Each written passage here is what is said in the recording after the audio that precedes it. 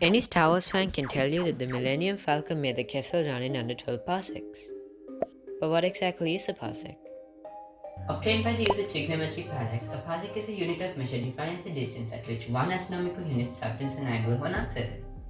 Okay, let's break that down. Even though an arcsecond sounds like it's related to time, it's actually a unit of angular measurement equal to 1/3600th degree. An astronomical unit is a fancy term for the distance between the center of mass of the Sun and the Earth, roughly 150 million kilometers. So what's trigonometric parallax?